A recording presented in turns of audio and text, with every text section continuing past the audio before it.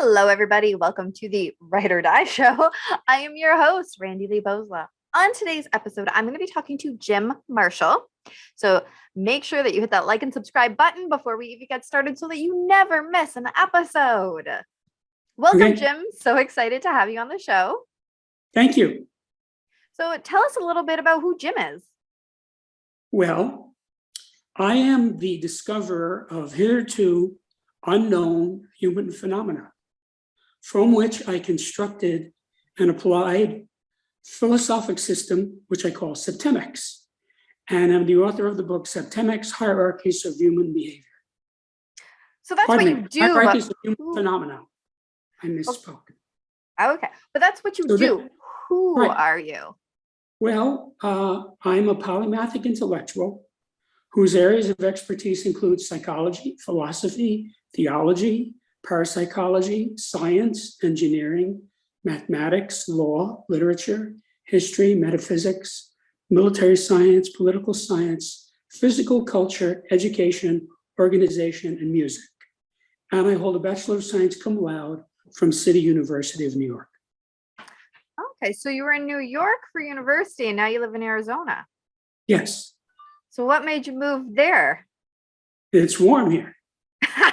There you go. So that's who you are. You're a person who likes the warmth. Yes. Yes. All right. Now we're getting to who you are. Okay. So when did you move there? Now I'm just being nosy. About 6 years ago. Okay. And were you in New York up till then? Actually, before that, I was in Pittsburgh. Okay. Well, Pittsburgh is cold too, isn't it? It's not as cold as where you are. It's cold, but it's not terribly cold. But Okay. Pittsburgh basically has three types of weather: damp weather, cold weather, and damp cold weather. Oh, Those so are it's the like three states. Ireland. I haven't been to Ireland, but yeah, it rains like every other day or Oh. snows every other day. Wow. Yeah, I went to Ireland once, 5 years ago now. And yeah, I had to buy an umbrella when I was there and a toque. And I used the umbrella and the toque almost every day. So sounds very similar. All right. So what kind of mental health are we going to be talking about today? Well, this book spans the spectrum of human experience, meaning there's no situation which a human being is going to get into that this book does not address. Okay. Well, what have you dealt with? What have I dealt with? Yeah. Well, I've been meditating my entire adult life. What got you into that? Well, I have been searching since I was a small boy. Searching for what? Searching for what? Searching for what eventually turned out many decades later to be Septemics. Okay. And why were you searching? Who knows that? I don't know if anybody can answer that. A little existential crisis? No, it wasn't a crisis. It was just, I was a born polymath. I wanted to learn everything. I wanted to know everything. My motto is learn everything and believe nothing. Okay. So I was really pursuing a polymathic course as a small boy, and I just never got off that. I was shocked at the age of 10 to find out that some kids didn't like school. Yeah. I couldn't believe that. I loved school. I'm one of those persons who not only did my homework assignment every day, but I did all the extra credit work too. Okay. So, my grades were sometimes over 100. So, I won scholarships and was an honor student and all of that. That's good. But I was searching. Because of my polymathy, I pretty much knew what the people of Earth were about. In other words, when I was young, I was concerned in finding out, what is physics about? What is chemistry about? What is economics about? What is political science? And I learned all those things, but it still wasn't what I was looking for. Okay. Now, eventually, I became a human development engineer. and I treated hundreds of people. And as I did that, I started to observe that all my clients would get better, and they would get better in what to me were predictable ways. Okay. In other words, they were moving up scales, many different scales. There are 35 scales in my book. Okay. And so I was aware of this phenomenon, and I started making notes. So eventually I had all of these scales that I knew were valid, and I watched them work on my clients all the time. I didn't mention it to anybody. And there was one scale in particular that had 6 levels Okay. that I knew was correct. I used it all the time. I had it for many years. And in 1995, I discovered a 7th level of that scale. And it was not a level at either end, it was in the middle. Now, when that happened, this scale clicked in mathematically. I took 26 semesters of math, so I think in math. And when I saw that this was a mathematical function, I said, wait a minute, this is big. And then I said, I wonder if some of these other scales are also 7-level scales, because only one of the other scales I had 7 levels. So I inspected them, and I found very easily that almost all of them had 7 levels. And it was easy for me to fill in the remaining levels because I knew what I was looking for. Oh, okay. In engineering, we say 90% of solving the problem is asking the right question. I think that goes for all of life. I think so too. But I was trained as an engineer. And so that is an engineering principle that I used all the time. I and all my engineering buddies. So I was looking, I knew what I was looking for, and so it was not hard to find. So when I had 30 or 32 scales, whatever it was that I had, I realized this is a subject. I was not looking to create a new subject. But I realized I had something that would help people, that I could go from helping hundreds to helping millions. Okay. So I've embarked on writing this book. I worked on this book for 25 years. Wow. And I thought my first one took a while with being like 15. So you blew me out of the water. So the first version of it, I started showing it to colleagues of mine, very brilliant people in various fields. Also to students of mine, associates of mine, friends. Every person was blown away by this book. Well, that's Now, good. of course, they were all blown away in different ways because everybody is unique. Interesting. So I want to go back. I want to go back in our conversation and ask you about when you were, I believe you said you were 10 when you realized not everybody liked school. How did that make you feel? And did anybody like bully you because you were the kid that did the extra credit all the time? No, because I went to private schools. Oh, okay. Well, that's And good. I was usually the smartest kid in the class. Right. So I went to a prep school that was not easy to get into. You had to take an examination to even be considered. And then you had to take another examination given by the school. And then if you passed that, then they selected you. So I got a very good classical education with kids who were like me, so I didn't stick out. Okay, well, that's good. And the same thing with college. I went to an elite engineering school where I was in a building with 2,000 guys and one woman who were engineering students. That's and good. all the teachers were just like us. Yeah. So now, aptitude tests showed that I was an engineer, which was not news to me. It just verified what I already knew. Yep.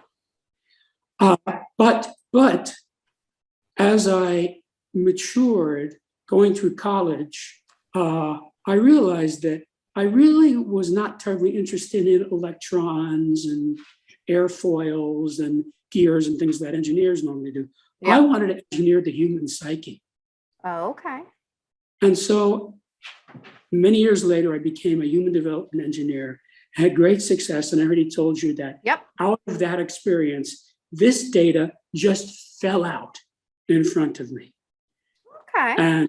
And so when I realized I was into something really big, I devoted an enormous amount of time to getting it right, to doing it the way engineers do. You know, when you're an engineer, the thing has to work. Yeah. There's not such thing as, oops, I made a mistake. That doesn't fly with engineers. No, you're making things. They need to Right. be sturdy. The bridge has to stand across the river. The app has to work. And if it doesn't, they get rid of you. Mm-hmm. So that's how I was trained, with a hard science background, but I was also extremely scholarly in all these other areas as well. So because I had this broad body of education, I was able to see this subject when it presented itself.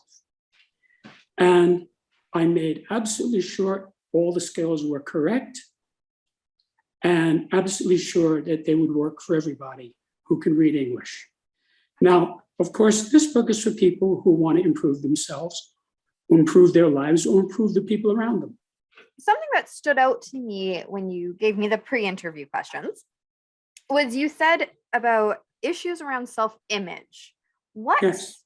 What were those? What have you had to deal with? Well, this was childhood stuff. Yeah. My parents did not like me. They did not pay attention to me. The fact that I got high grades, that I got into elite schools, that I won scholarships. I mean, a lot of what I achieved, they never even found out. For example, I scored in the top 1% in the chemistry SAT. They never even found out about that. They didn't care. They weren't interested. They didn't ask, and I didn't tell them because I knew they weren't interested. So this got me into a state of, it wasn't just they, it was the rest of my family too, Okay. who were like that. They didn't understand me. And when you don't understand somebody, you don't like them. So I was sort of kind of, the more scholarly I became, the smarter I became, the less they liked me. So I just sort of got the idea that people didn't like me. So there must be something wrong with me. And I got this as a small child. Yeah. I mean, I was abused and neglected by my parents. And so, it sort of set me up to be that way. Mm-hmm. Now, were And you in an a se- only child or? No. I had 3 sisters, and my sisters were treated completely differently from me, completely, Okay. for very specific reasons. But anyway, the point is that, so I just got the idea that people didn't like me. And in a way, that sort of became a self-fulfilling prophecy. Yeah. Because if you believe that, it sort of works its way out to be that way. Yep. Yeah. So it took me many years of study and meditation to get myself out of that. Good. And that was kind of a motivation for me to study psychology and all these other things that I studied. Yeah. Because for example, if I studied physics, okay, I thought I was going to be a physicist until I learned about engineering. And then I realized I was an engineer, not a physicist. But so I love physics. I know a lot of physics, but I wanted to know about Michael Faraday, James Clerk Maxwell, Werner Heisenberg, Albert Einstein, Niels Bohr. These are the giants of physics. Newton, all these people who discovered all the things that I learned. I wanted to know about them. So that took me into history. And that sort of happened to me with everything. I mean, when I was between like 10 and 13, even a little beyond that, 14, I was reading the biographies of every great person that I could lay my hands on. Wow. So Thomas Jefferson, Washington, Alexander Hamilton, all those people, and Julius Caesar, you name it. I read their biographies, and because I was looking for the thing that I found late in life. Yeah. And I wasn't finding it anywhere, but eventually I did find it. So now I'm sharing it with people and I'm doing interviews to get the word out that Yes. this book is available in hardbound, softbound, and ebook. The ebook is inexpensive.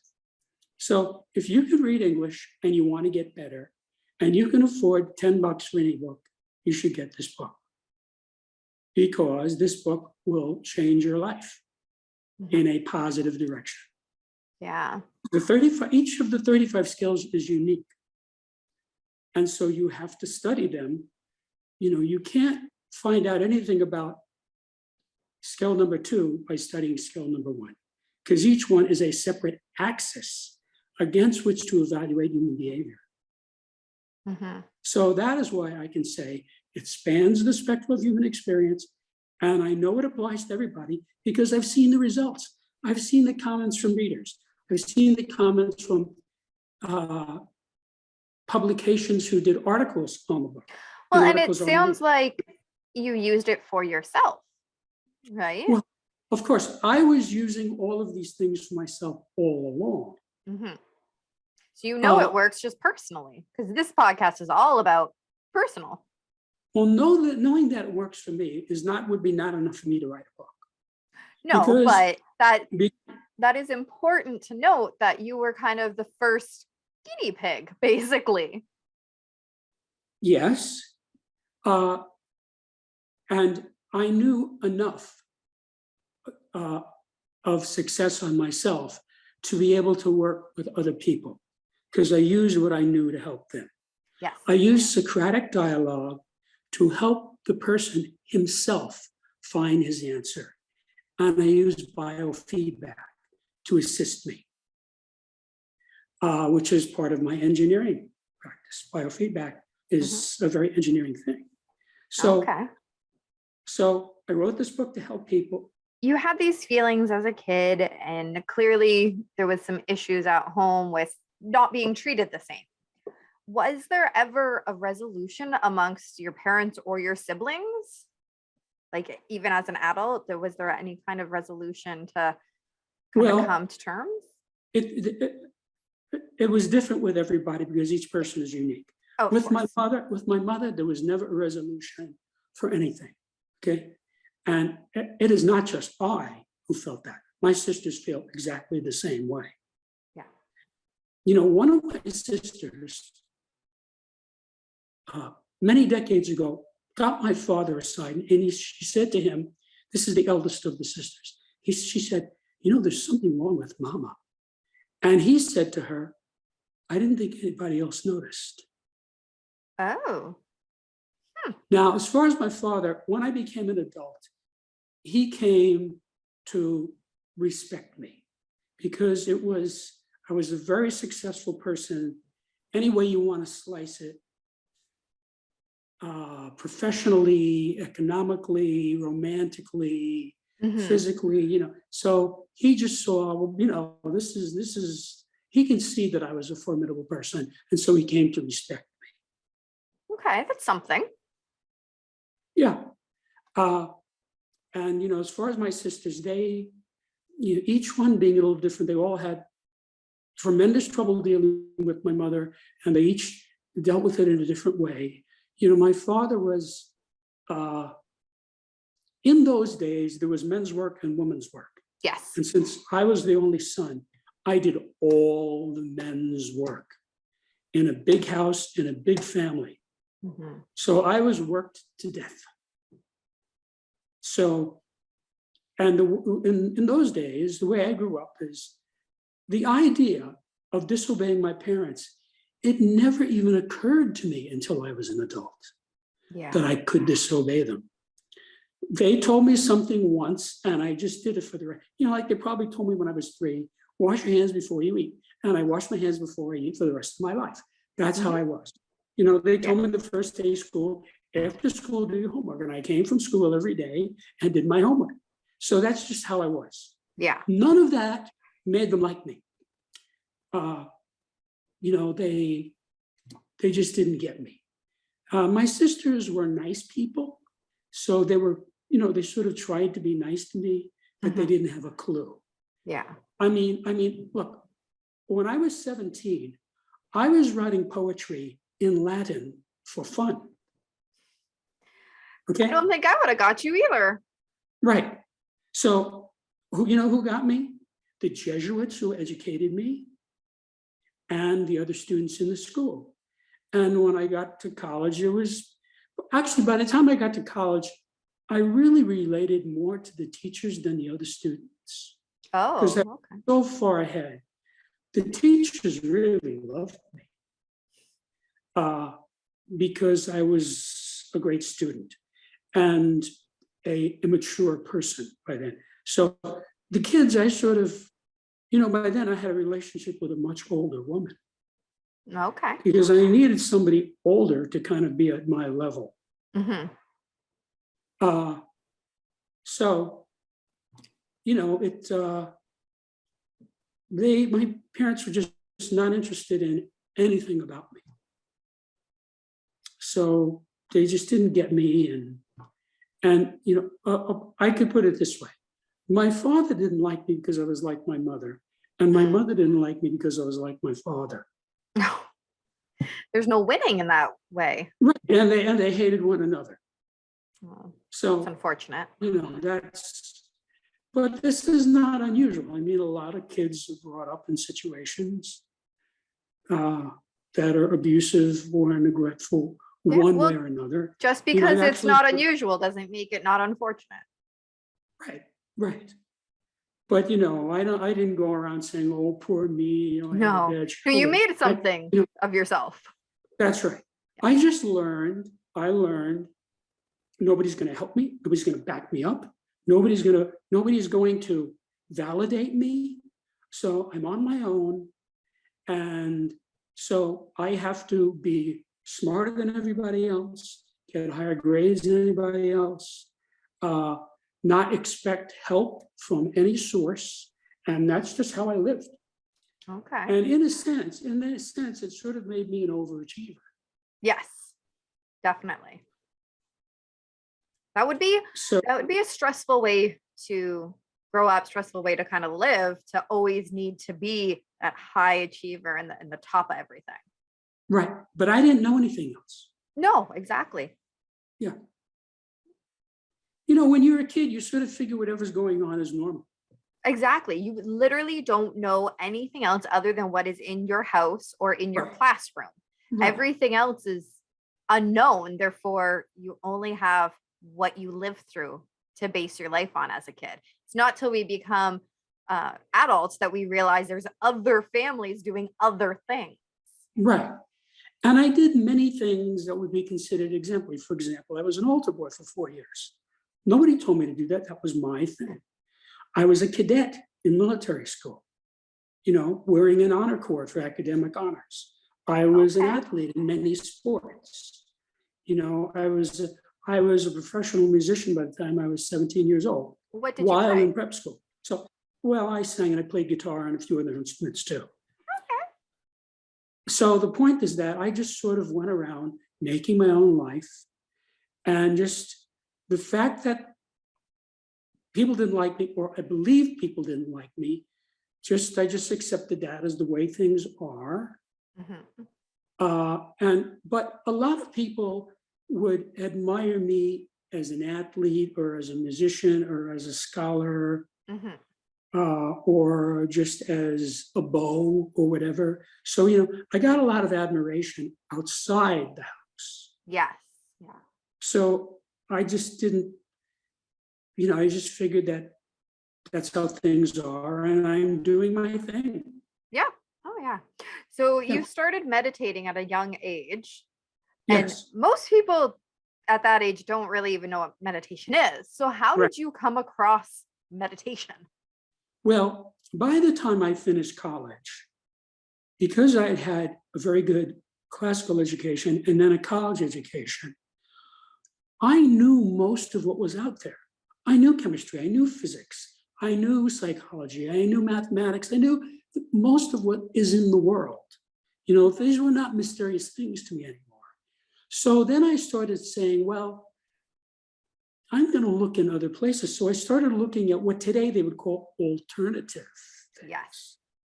Alternative subjects.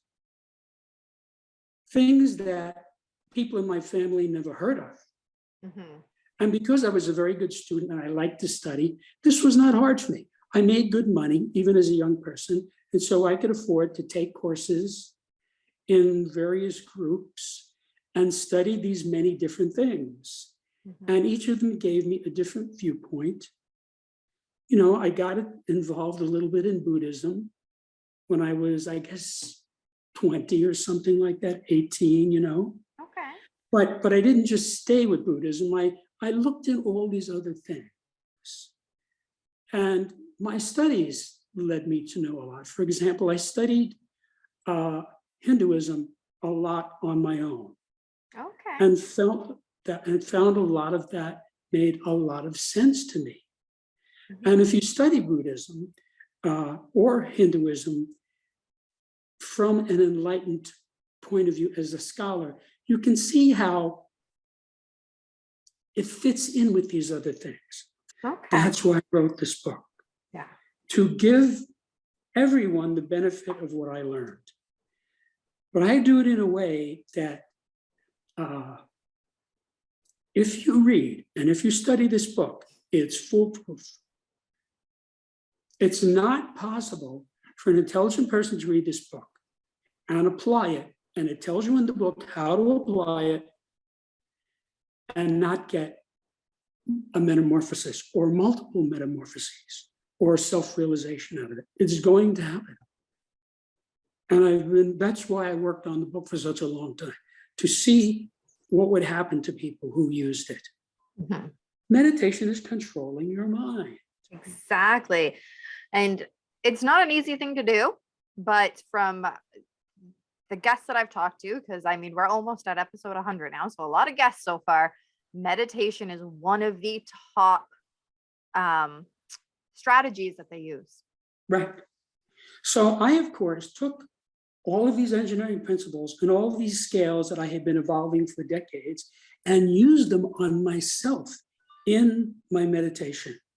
And so I was able to move ahead through levels to higher and higher levels, and so what I experience now, I wouldn't even try to explain it to people because I've been doing it for so long with all of this advantage. Because when you understand all the types of subjects that I do and you see something, it's very easy to have a frame of reference for it. Yeah. So it's very easy for me to understand life now, because not only do I know all these subjects that to me in my mind fit together, but I understand myself and I understand people. Yeah, and that is so important. This is a good thing because I really get upset, especially by anything a person does. So unless somebody actually commits an unlawful act, like robbing me, Yes, beating me up, burning my house down, things just don't bother me. Yeah.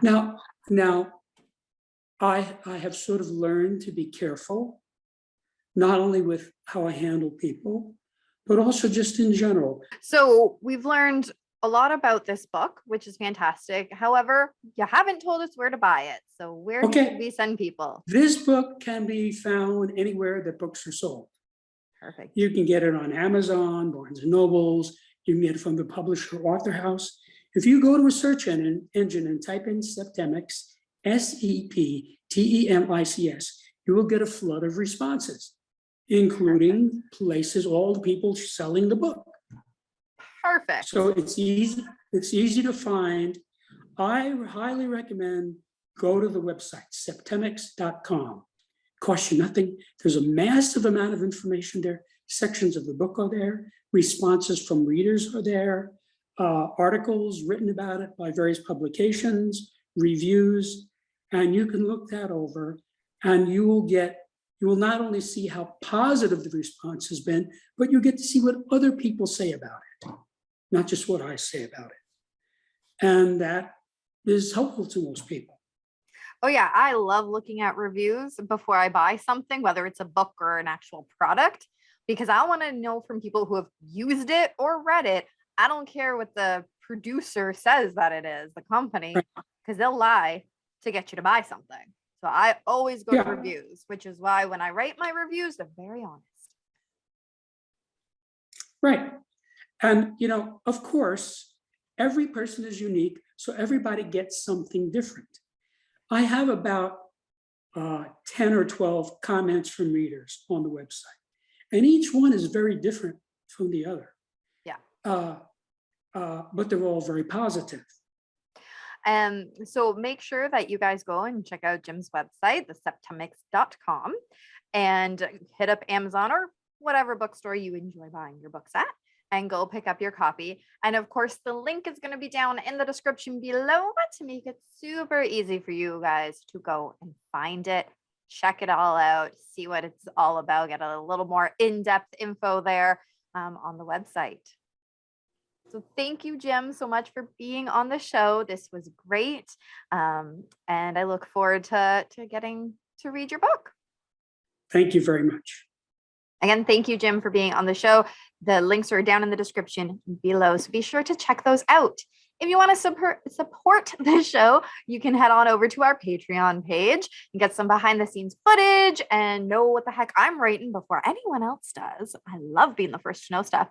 Or, of course, you can go to our merch store and pick up some merch. I don't think I've showed this one off yet. So this design was actually by my brother. So when you purchase the designs that were by my brother, the 10% of the proceeds goes back to addiction services. Because if you have not watched that episode, go back, watch the episode called Loving an Addict, and you will fully understand why it's not to Canadian mental health. It is to the addiction services for those certain items that you might purchase. And remember, the only way to end the stigma of mental health is to speak openly